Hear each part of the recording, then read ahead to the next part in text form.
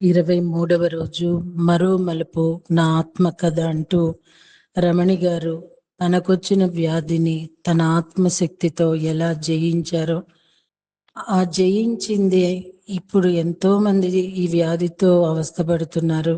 వాళ్ళకు ఒక ఇన్స్పిరేషన్ కావాలన్న ఒక సదుద్దేశంతో ఈ పుస్తకాన్ని మన ముందుకు తీసుకొచ్చారు. మరి నిన్నటికి కంటిన్యూ చూద్దామండి. నేను చాలా పిచ్చి పిచ్చిగా అరుస్తున్నాను. మా అత్తగారు, మామగారు వాళ్ళు కూడా పెద్ద పెద్దగా అరుస్తున్నారు. ఎవరికి వాళ్ళమే పెద్ద పెద్దగా కేకలు వేస్తున్నాము. దానివల్ల ఎవరికి ఏం జరిగిందనేది అర్థం కాలేదు. చుట్టుపక్కల వాళ్ళంతా వచ్చిన తర్వాత అర్థమైన విషయం ఏంటంటే ఎవరికి ఏమీ కాలేదు. వెంటనే 2 రోజుల్లో ఇల్లు మారిపోయాము. ఇల్లంతా పడగొట్టేశాము. 6 నెలల్లో మంచిగా ఇల్లే కాకుండా పెద్ద బ్యూటీ క్లినిక్ కూడా రెడీ అయిపోయింది. బ్యూటీ కేర్ నుంచి బ్యూటీ క్లినిక్ అయిపోయింది. అపారమైన విజయానికి నాంది నేను చేయగలను అనే సంకల్పం, దృఢ విశ్వాసం మాత్రమే. ఇక బయట ప్రపంచంలో బ్యూటీ పార్లర్, బ్యూటీ కేర్లు, బ్యూటీ క్లినిక్లు ఎలా ఉన్నాయో అని పరిశీలించడం మొదలుపెట్టాను. ఏదైనా బ్యూటీ క్లినిక్లో జాబ్ చేద్దామనుకున్నా నేను ఉండే పరిస్థితిలో అసలు కుదరదు. కానీ ఒకరోజు నేను అక్క కలిసి వైజాగ్లో మంచి పేరున్న బ్యూటీ క్లినిక్కి వెళ్ళాము జాబ్ కోసం. ఎందుకంటే ఇంటి నిర్మాణం పూర్తయ్యే లోపు నేను జాబ్ చేస్తే ఇంకా మంచిగా నేను అప్డేట్ అవ్వచ్చని.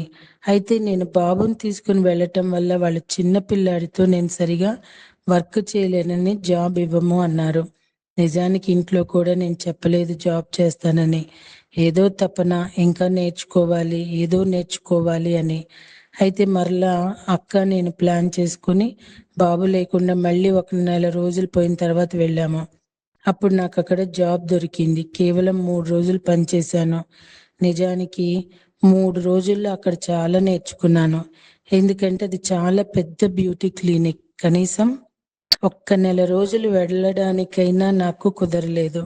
2 చిన్న పిల్లలు, ఇల్లు కన్స్ట్రక్షన్, అత్తగారు, మామగారు, వీటన్నిటి మధ్య నాకు వీలు కాలేదు. మొత్తానికి 3 రోజుల్లో ఒక 30 సంవత్సరాల అనుభవం వచ్చింది నాకు.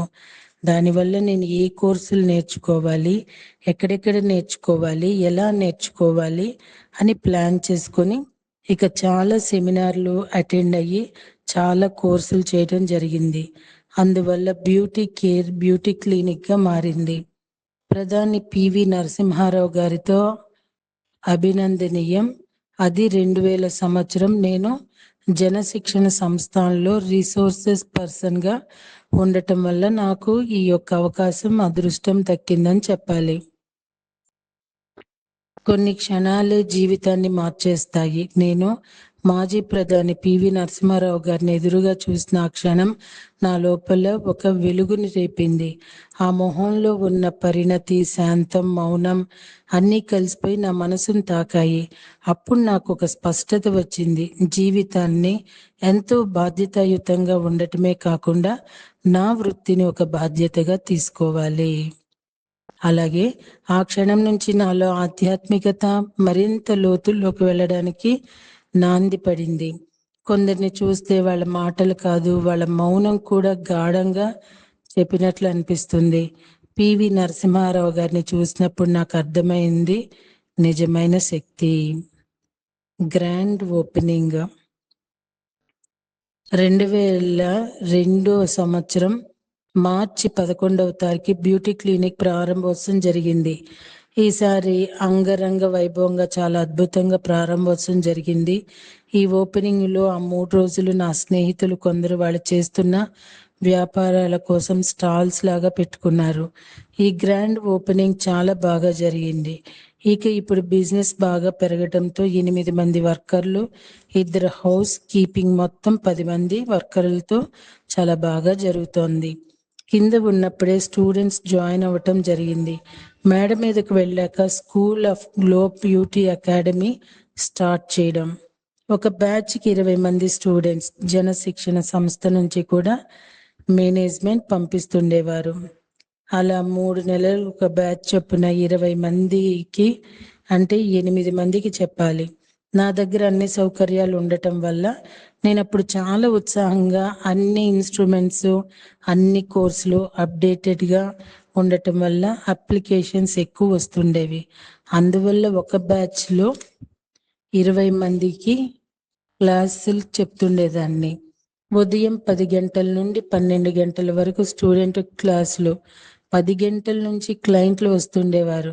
చాలా మంచి వర్క్, బాగా ట్రైన్ అయిన వాళ్ళు మాత్రమే స్టాఫ్ని తీసుకున్నాం.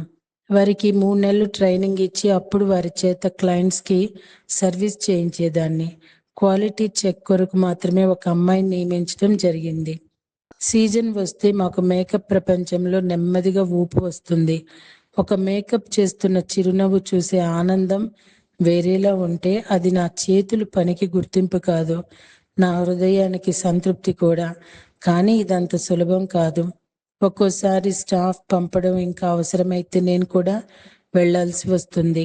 నా పిల్లల్ని నా భుజం మీద నిద్రపెట్టి అమ్మగా ఉండటం ఒకవైపు, క్లయింట్స్ కోసం సమయానికి తయారయ్యే ప్రొఫెషనల్ మేకప్ ఆర్టిస్ట్గా ఉండటం ఇంకొక వైపు. ఈ 2 పాత్రల మధ్య నడుములో ఉంటే చల్లని ముసురు కనిపించదు, లేకపోతే గమ్యం చేరలేం. అందుకే నేను ఎప్పుడు నా ఇంటి నుంచి ఎక్కువ దూరం వెళ్ళే మేకప్ తీసుకోను. మా దగ్గరలోని కళ్యాణ వేదికలు మరియు కన్వెన్సెస్ హాల్స్ ఉండే వాటివైతే వెళ్ళడానికి అస్సలు సౌలభ్యం ఉంటుంది. కారణం ఏంటంటే పిల్లల్ని ఒంటరిగా వదిలిపెట్టి వెళ్ళటం నాకు అసాధ్యం. కానీ సీజన్లో రోజులో ఒక రోజుకైనా ఒక మేకప్ అయినా తప్పనిసరిగా వెళ్లాల్సి వచ్చేది. అప్పుడు నేను ఎంతో సంతోషంగా పెళ్లి కూతురికి తయారు చేస్తాను, అంతే బాధగా నా బిడ్డల ముఖం గుర్తుకు వస్తుంది. పిల్లలు చిన్నవాళ్ళు కాబట్టి నా చేతుల్లో కళ ఉందనుకుంటారు, కానీ ఆ కళ వెనుక ప్రేమ, బాధ, బాధ్యత అన్నీ దాగి ఉన్నాయి. పిల్లల కన్నా మించింది ఏదీ లేదు. ఇకప్పట్లో బ్యూటీ క్లినిక్కి నా దగ్గర రావటానికి ఒక ముహూర్తం పెట్టించి మేకప్ చేయించుకొని ఇక్కడి నుండి పెళ్లి మండపానికి తీసుకెళ్ళటానికి ఒక ముహూర్తం పెట్టుకునేవారు. అప్పట్లో క్లయింట్స్కి నా మీద నమ్మకానికి కారణం శ్రద్ధ, నిజాయితీ, కష్టపడి పని చేయడం. అప్పటి క్లయింట్స్తో నాకు అంత అవినాభావ సంబంధం. ఎందుకంటే చిన్నప్పుడు వాళ్ళు చెవులు కుట్టిన దగ్గర నుంచి వాళ్ళ పిల్లల హెయిర్ కటింగ్స్, వాళ్ళకి మెచ్యూర్ ఫంక్షన్, అలాగే ఎంగేజ్మెంట్ మేకప్, ఇలా అన్నీ నా దగ్గరే. అందువల్ల ఆ రకంగా నేను వాళ్ళకి సర్వీస్ ఇవ్వటం జరుగుతూ ఉండేది.